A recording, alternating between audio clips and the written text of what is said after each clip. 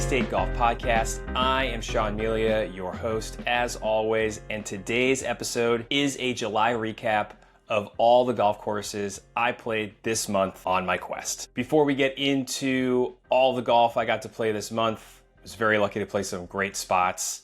Just a quick plug to make sure you subscribe to this podcast, whether you're on Spotify, Apple Podcasts, if you're watching on YouTube. I always try to add some clips and videos from the golf courses I've played when I can on the YouTube channel, so you can go over and actually get some visuals of the golf courses on YouTube. The last thing you can do is every Friday I send out a newsletter.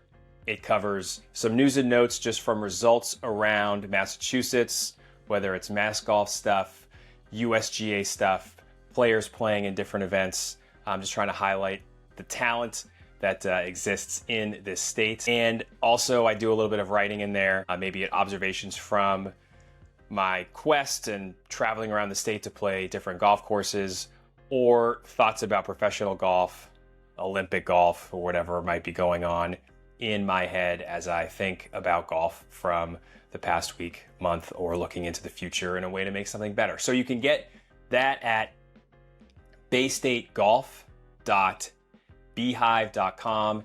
That's BEEHIIV.com.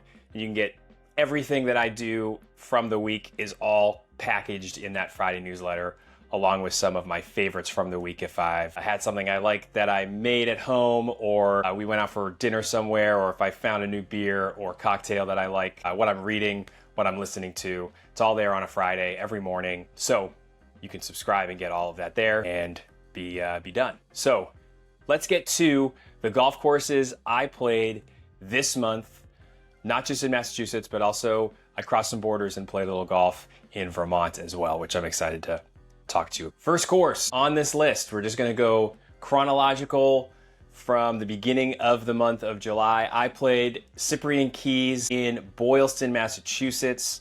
I actually played here twice this month. On the 3rd, I played it as a practice round for my Mass Publinks qualifier that I played a little bit later on in the month on July 16th. I had not been to Cyprian Keyes in a very long time.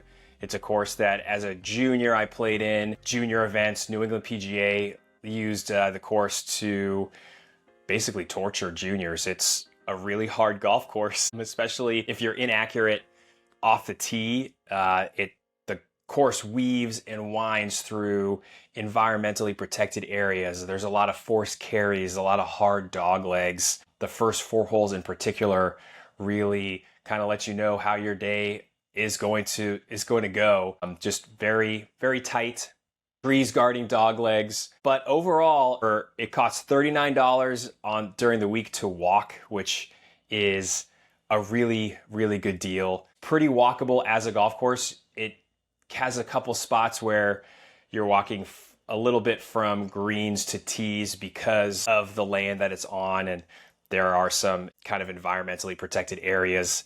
I believe because of maybe a salamander. It's part of their logo. They have a little salamander on their logo, I think, or a lizard or some sort of reptile. But so there's some long walks. There's a couple walks if you play the back tees where you're walking just kind of backwards a little bit more than you would like to, where you're walking past the whites and the blues to get to the back tees.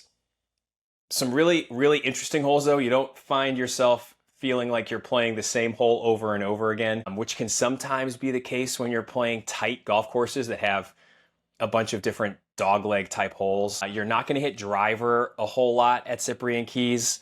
You can if you want. If you're super straight with it, you could hit driver. I think I might have hit it 4 times over the course of the round. A lot of long irons, a couple 3-woods off tees. You got some blind shots. And once you kind of get past the 4th hole, the 3rd and the 4th are both par 5s that are kind of station to station. You can risk it a little bit, especially on the 4th. If you think you can get there in 2, you can push it down on your tee shot a little bit before the fairway runs out into a marsh and hazard area, penalty area, water hazard, whatever we're calling it these days. But then 5, you start to get a little bit of breathing room.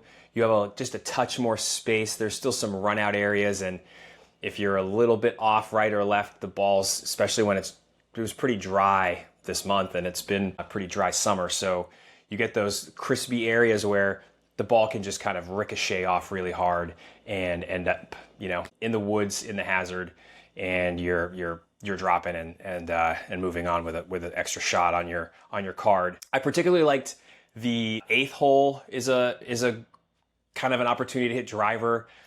Big sweeping dogleg par 4. The tee shot, if you get going a little left, can really take off and end up on the 5th hole. There's a bunker kind of guarding the left side of the fairway, but you can just drive it up to the right on a little plateau. You got a great view down to the green. You can run balls onto it if you are kind of have some tree trouble, which tends to happen at Cyprian Keyes. So I thought 8 was a really good, tough par 4. The 11th hole is an outstanding par 3. The par in general are pretty good at Cyprian Keyes, and in kind of as my favorite of them, the 11th, crazy green, really challenging tee shot. Playing in the qualifier, it was a shot. It was one of those ones I was thinking about a little bit over the course of the round. Just really hoping I could just get it up anywhere near the green, try to get a par. It's a mid-iron shot, but the green kind of diagonally sloped. There's a huge drop off to the left and to the right. You're hitting really over, not a cavern, but you're hitting over a pretty big kind of vast space, and the ball if you get the ball going left, you're in really big trouble. The green has a huge swale on the front right of it that kicks balls down, but it can kick balls away. Kind of a fun green to putt once you're up there. Short grass, just a little short right too. The ball can kind of tumble away and start rolling. So just a really good, hard par 3 that is one you think about on the car ride to the course if you've played there before, and it's one you'll think about on the drive home. A pretty memorable, solid par. The 13th is an interesting hole. Big kind of swinging Cape style hole. You can hit driver and pound it way up by the green. You can lay back. There's kind of a wall of rough that guards the backside of the hole. It's like a catcher's mitt where you can really hit driver and feel pretty good about it. 14 right after it is another hole you can hit driver. You have some space. It's kind of, it feels a little tight because there's a bunker right, there's water left, but you got some space right to play with. Really good green. It's probably the hardest hole on the course as far as length and the challenge of the uphill shot to the green. But the green is probably one of the bigger ones on the course, and they also have this really good short grass around. So even if you miss the green kind of on the margins, just on the edge, you can still putt it. So it's a friendly green to try to hit with. You might be hitting a short iron in if you really hit a good drive, but you're more likely going to have maybe a 7-8 iron in, maybe a 6 iron uphill if it's playing into the wind especially. And then, 18 is kind of a exciting closer. 17 is also kind of an interesting hole, short par 4. So if you're playing a match, you've got a par 3 6, a par 4 17th, a par 5 18th. I actually like when golf courses have that variety at the end of the round. 4 matches, 4 match play, because it gives kind of everyone a chance. Hit a good shot on 16, and maybe you can you can turn a 2-down match into a 1-down match, or you can really close one out if you're standing on 16 and you hit a good one and you get 1 or 2 up heading to 17. 17 is a risk reward. You can hit 4 iron off the tee and have a flip wedge in. You can hit driver like one of my partners in the Publix qualifier did, and he had a little chip onto the green, a little pitch shot. And then 18 is a short par 5, hard dogleg right. Another hole with a big catcher's mitt kind of design behind in the fairway. So you can really just get up and lash it as long as you don't blow it way right. You're in pretty good shape. Cool big long green with a kind of a ridge on the right that everything kind of falls off. The layup's kind of tricky, so it really does entice you to just hit it up as close to the green as you can and see if you can get up and down for a birdie. So Cyprian Keyes, $39, Boylston, Mass. Really enjoyed that round and my 2 rounds there. I managed to qualify for the Publix, birdied 17 and 18 coming home after making a double on 15, and got to play the ledges, which I will talk about because that's another course I played, but I got to play that in competition this month. That's the last round I played this month. So Cyprian Keyes, go check it out. Bring maybe a few extra balls than you're normally used to having if you're a little bit of a sprayer, but the course is in really good shape. The greens are super interesting. It's a little tight. It's a little quirky. Some people do not like that kind of golf. But if you are interested and you're looking for good value, and of course it's in good shape, some interesting holes, and you're looking for a challenge, go play Cyprian Keyes in Boylston, Mass. Second round of July was at Weston Golf Club, a private course. Sometimes I'm lucky enough to get onto a private course. I've got to play them all, so I am often at the whim of getting invites from people, and in this case, a friend that I met on the internet through Twitter and Instagram who found me and learned about what I was trying to do, invited me to play. His name is Leo. He is not a member at Weston. He's kind of one of those guys who is a good example of getting onto private courses without being a member. He likes to just kind of look at auctions in the winter and picks out a few that he targets, and he tries to win them. And I always pay him my share of the auction. It usually comes out to pretty much what a guest fee would be. We didn't play with a member, and sometimes that can be a little bit of a bummer. You're out there, you're a little blind. Private courses can sometimes have those little bits of information it's nice to learn the history of a place, but it's also nice to have a sense of different shots and different holes and different ways to play them. Private courses tend to reveal themselves, for the most part, a little bit slower than a public course or a resort course. But Weston was in superb shape. We played it on kind of like this cloudy, dreary morning in the middle of July. And I had played it once before, about 10 years ago. I had caddied there for my buddy Burke, who has been on this podcast. I caddied for him there a few years ago in a Mass Mid-Am qualifier. So I had some memories of it. I knew the holes that kind of stand out, or it stood out to me, which are kind of the ones that are in the end of the front nine, particularly set 6, 7, 8, and 9. But Weston is an interesting course in the way it's routed, because you feel like you're in different distinct pockets of the golf course as you go through it. The first 5 holes are on one side of a Meadowbrook Road, and they are relatively flat. The first hole just is a straight flat par 4. The second kind of climbs up a hill as a long par 5, and the par 3 just brings you back down that hill, and then you're back in the flats again. I really like the 4th hole. The second hole is cool. It's a little bit of a bowling alley par 5. If they took some trees down on the left, it could be maybe a little bit more interesting, but it's very much hit it straight. The green is kind of diabolical, especially if you get above it, or if you don't hit your ball far enough up the false front, you're rolling all the way down. I learned that the hard way when we played. And the 4th hole of that group, I think, was my favorite.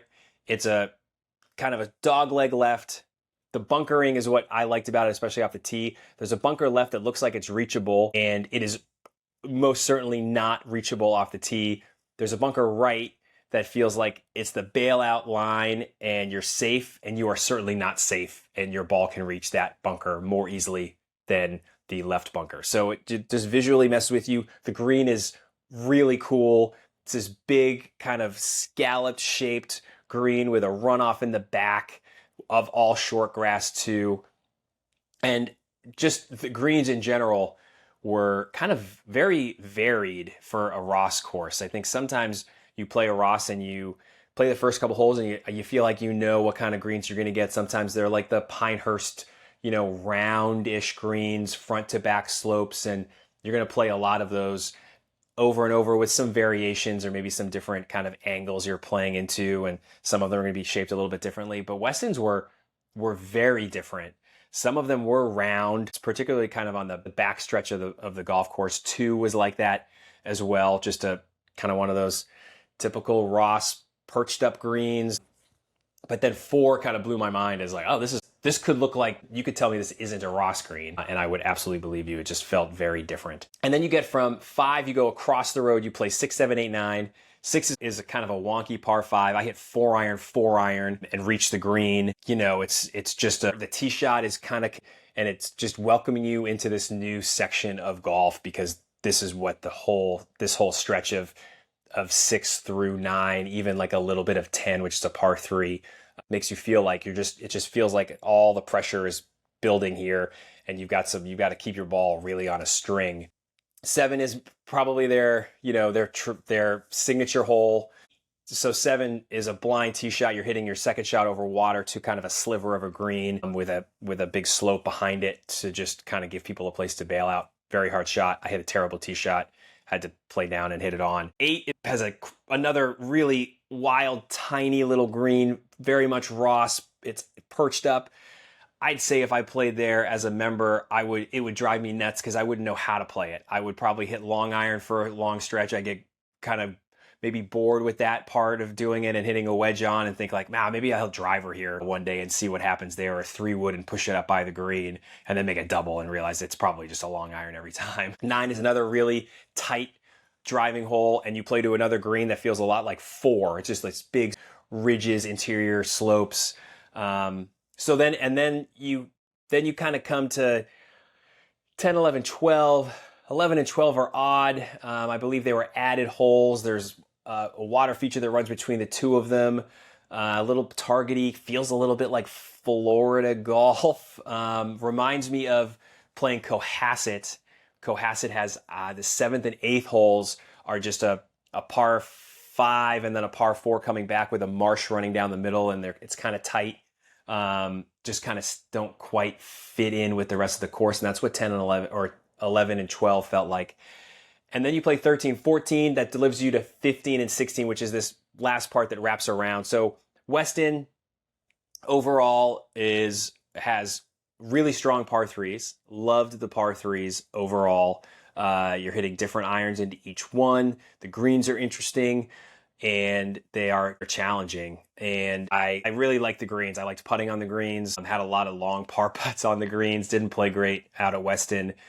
And overall, like, the routing, while it can be a little bit distracting, is also kind of charming. It's got this old school feel. I'd put Weston in, I'm not sure what kind of tier or where it falls as far as those kind of private courses that are old and classic. I wouldn't put it as, I didn't love it as much as a Winchester or a Concord or a Worcester, but I think it's kind of in that realm. And I know some people really like it. I know some people do not really love Weston as a golf course. I enjoyed it. I think just I don't love 6 through 9 as a set of holes. I think that is the stretch for me. If I was a member, I'd feel like it would kind of not be super interesting to play it every time, because it just feels like you're hitting the same shots every time. There's no real kind of like, do I want to try this?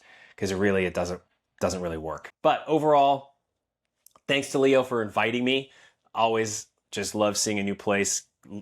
Getting to play a private golf course is always fun. Always definitely a treat. The place was in great shape. Greens were outstanding, and the golf course is really good. It's a really good Donald Ross golf course with a lot of great features and a couple little things that are quirky because it's on a tight piece of land, and that's kind of how Ross worked. Next up is Fox Run in Ludlow, Vermont. That was my 3rd course. I got to spend a weekend up in Ludlow. Fox Run was probably one of the best public courses I have played in New England. Flat out, period, full stop.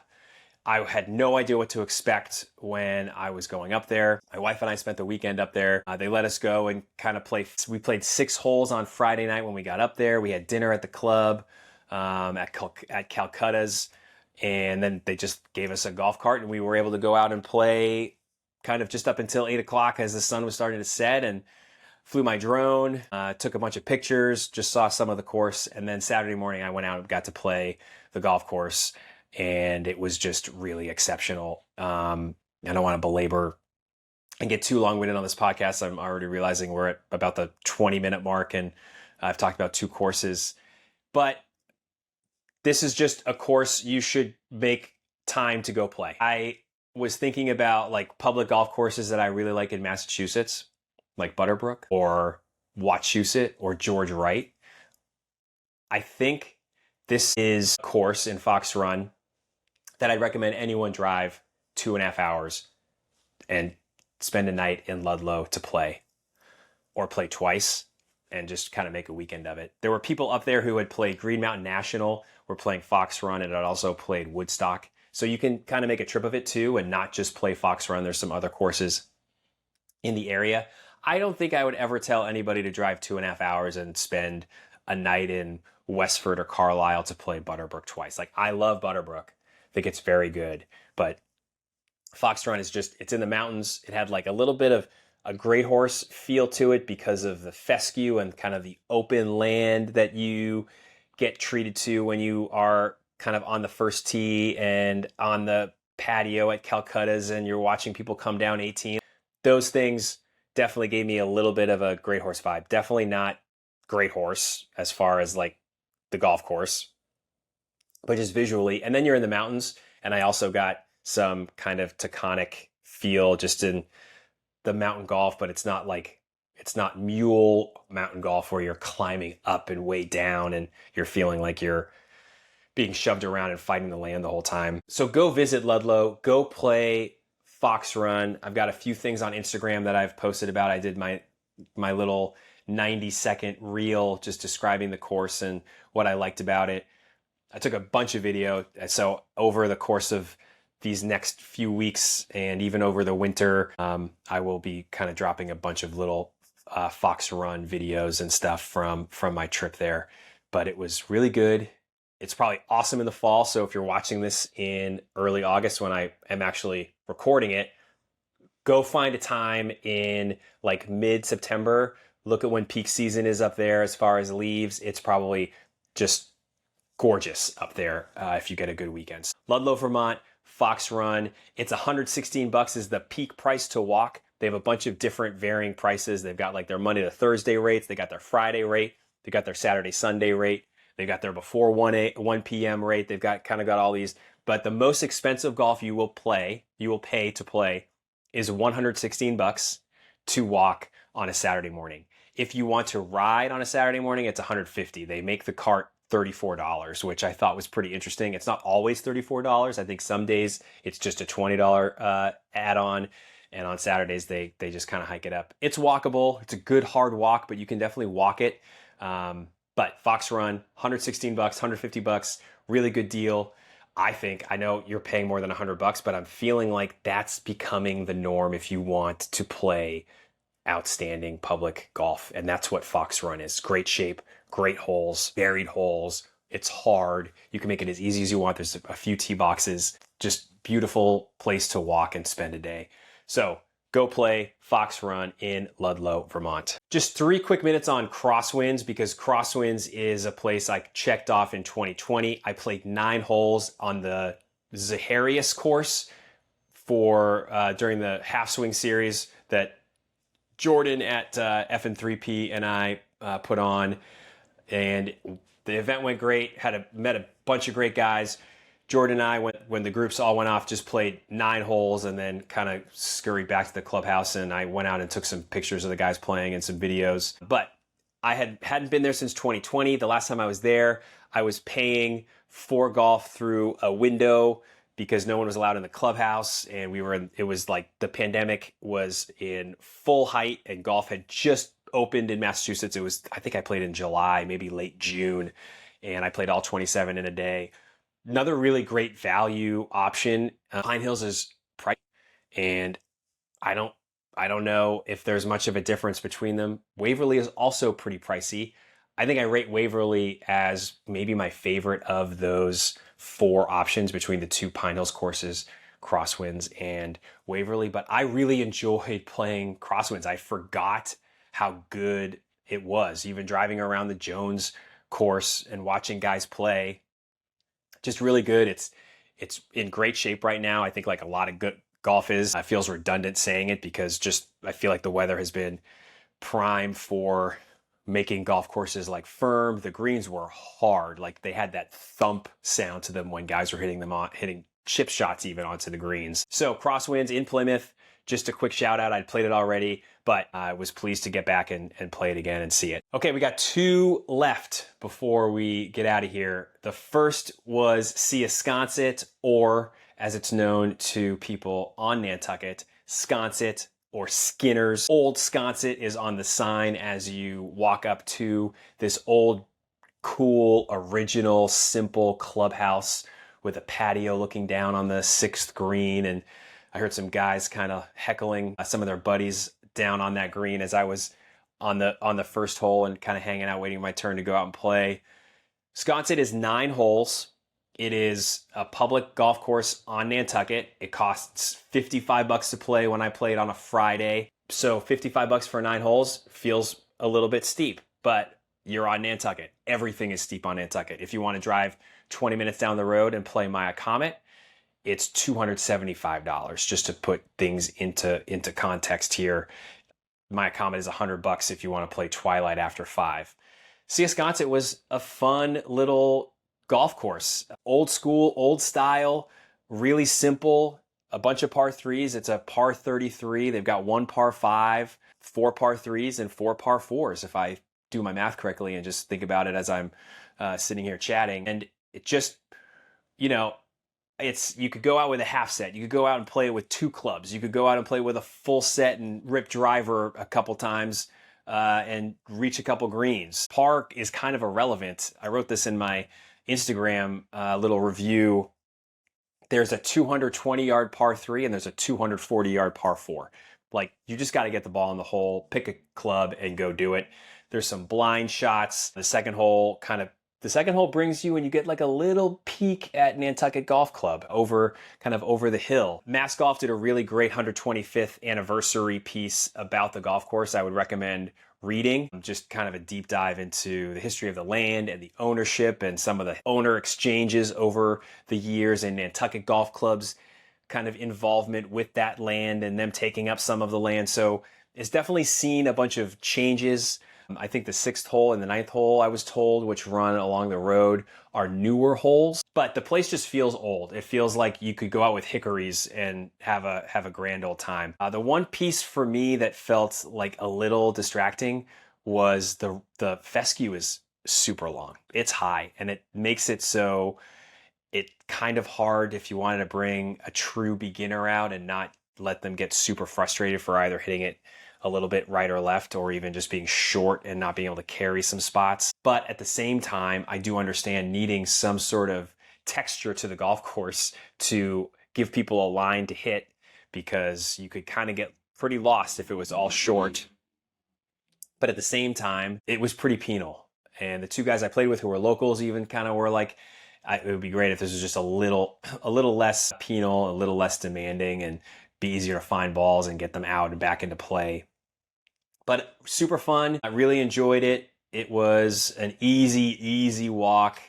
You start with a par 3, you play a par 5, then you play a par 3. The first par 4 is the 4th hole, brings you back to the clubhouse. There's a bunch of different entryways onto the course too. I saw some folks just look out and see that 1 and 2 were busy and there was no one on 6, so they hopped on and played 7, which shares the tee box with 1. They played 7, 8, 9, and then they come back and then they can go. Or the 5th hole is also right by the clubhouse. It's a par 3. You can play 5 and 6, and then you're kind of on your way.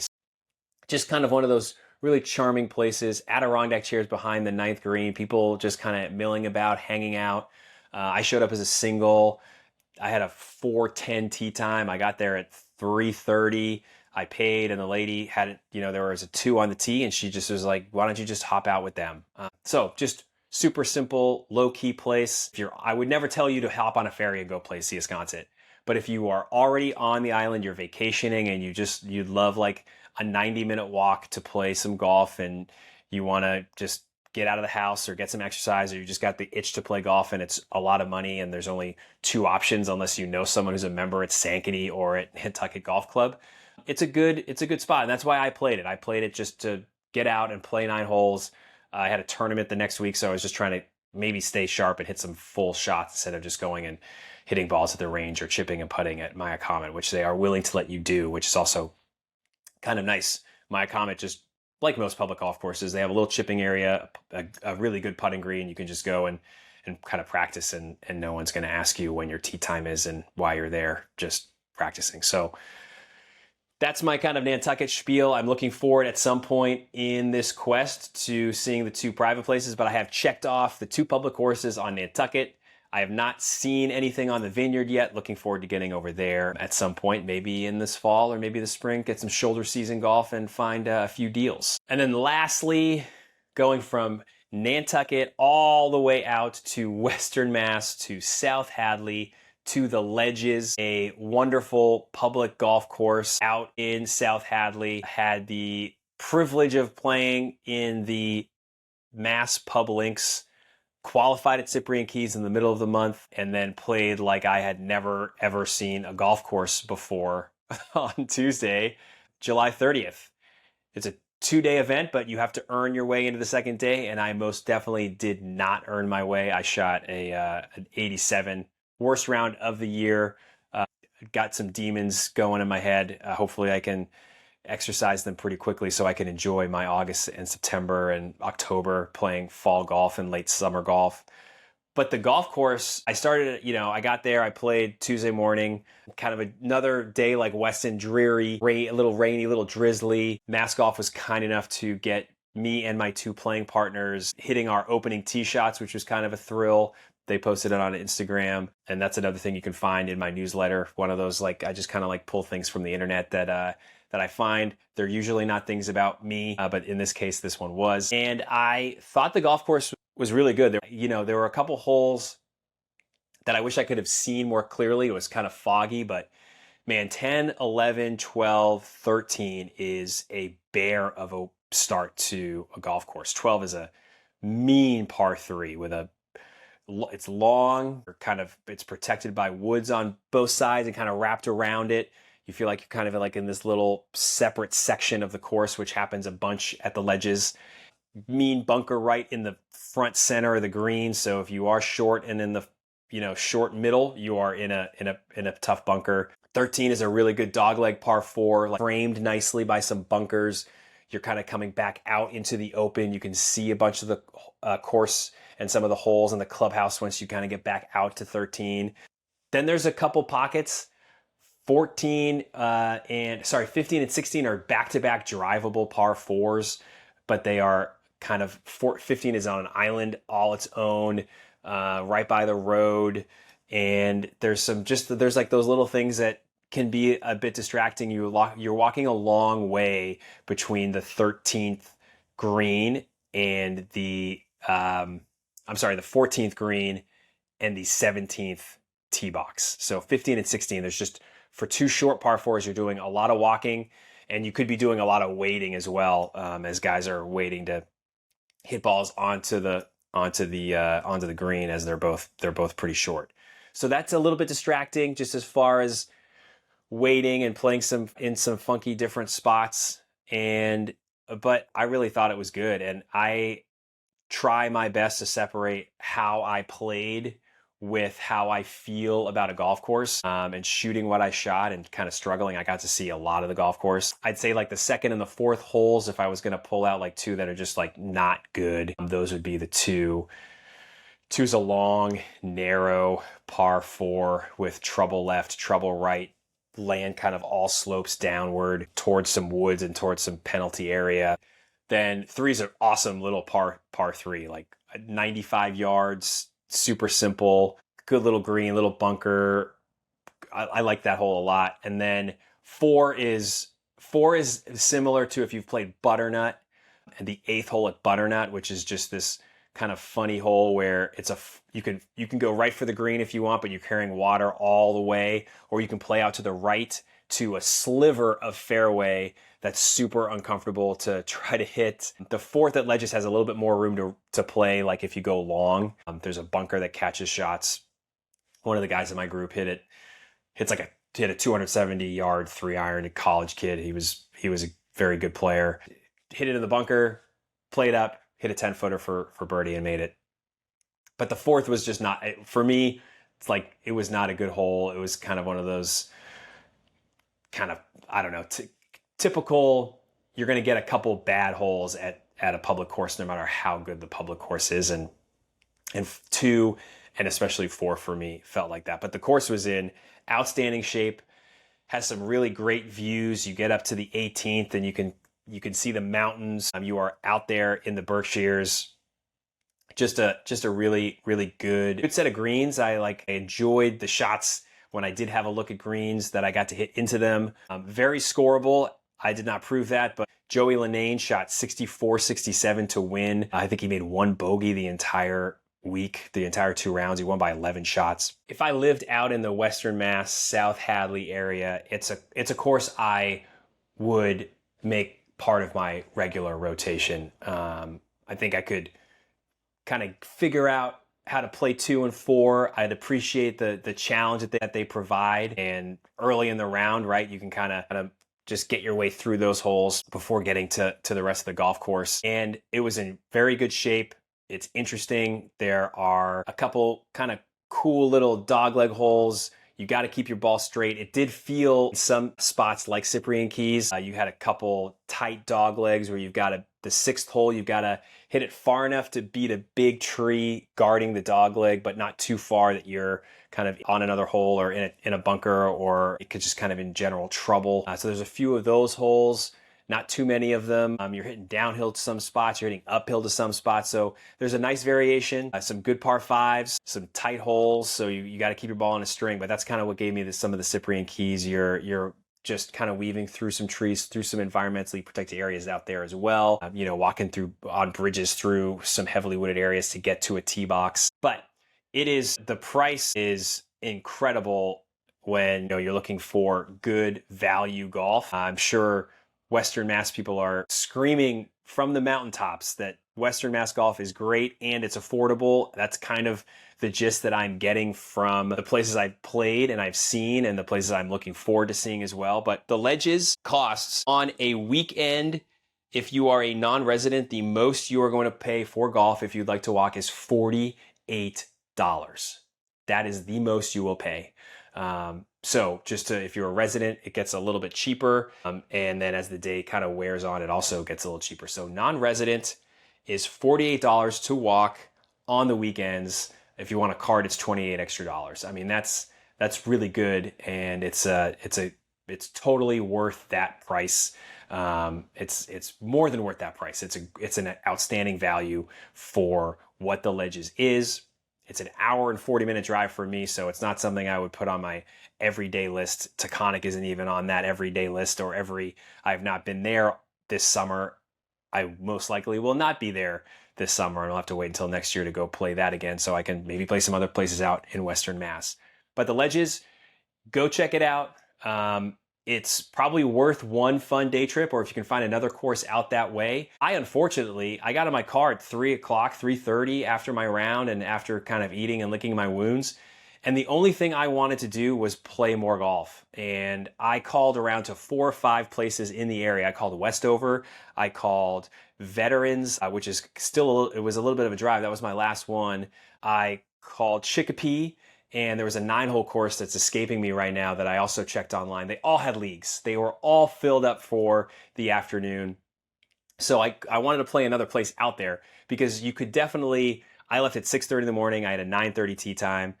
We were done by 2:30. You could definitely play 36 holes and have Ledges be the first one you go play or the second one. But you could make a day trip out there and play 36 holes and know you're going to get home on the later side if you're living in Boston or somewhere in Eastern Mass. But worth the drive, worth the trip, unbelievable value. You could probably play 36 holes out that way for under $110 if you wanted to walk on the weekend, or sneak out on the weekday and pay even less. So that's kind of the last course. I've got a few lined up for this month. I'm playing in a few events that I always play in, so I won't be checking off some new places, but I'll be playing Concord, I'll be playing Wollaston. I believe I possibly have a way onto Kernwood this month, which means I might be on the North Shore and might try to check off another one while I'm up there, but hoping to just chip away this month and get through some more golf. It's hard to believe it's already August. I feel like February was yesterday and I was dreaming about getting to play a bunch of new places. And now we're kind of in the last 3-month stretch. We got maybe 90 days, 100 days of like really excellent golf still ahead of us. And that's maybe being optimistic. And then you get into the layered golf season. So thanks for listening. Thanks for subscribing. If you want all of this stuff in one place on a Friday morning, subscribe at Beehive. That's baystategolf.beehive.com. Beehive is BEEHIIV.com. And you get this video will show up there, and anything else that I have created or thought about, or stuff that's just kind of tickled my fancy from the week. So hope everyone enjoys their weekend. Hope you get to play a bunch of golf, and we will see you next week on the Basic